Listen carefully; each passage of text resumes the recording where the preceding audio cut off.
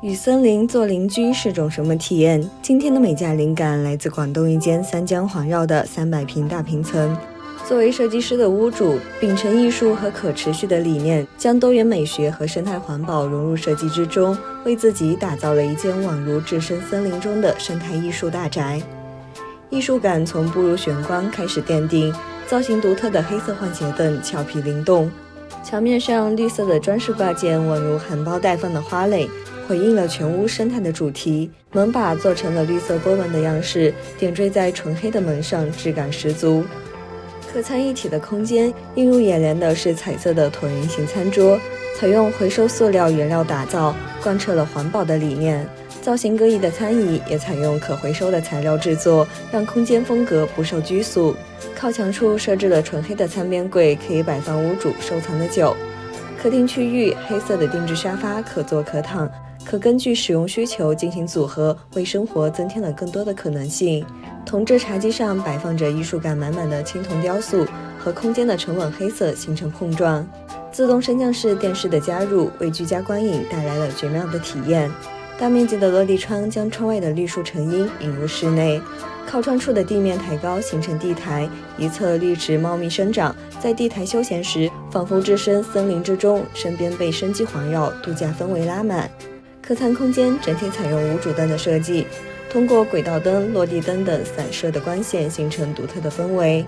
客餐厅一侧的厨房以黑色为主调，地面摆放的银色恐龙蛋是一款用于垃圾和废物分类收集的多功能容器，中西厨节和厨电均采用嵌入式，简洁大气，功能完备。岛台下方设置了柜体，可以收纳餐具和厨具。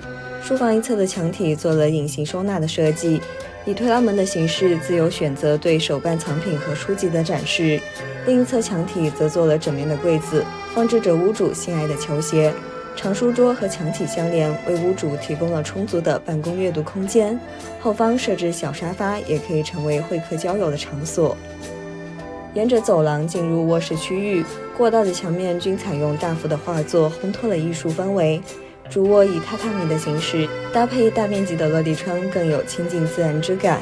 睡眠区地面下沉，床位设置了可自由组合的模块式沙发，传递出了自由灵活的意志。主卧睡眠区对向设置了衣帽间和梳妆台，动线分明，生活更加便利。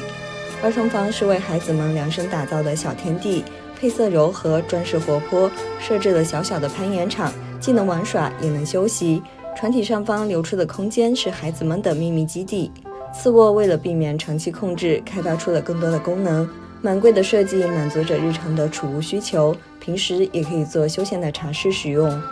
为宠物也专门设置了空间，定制了专属的猫爬架，扩大了猫咪的室内活动范围，加强了人和宠物之间的交流互动。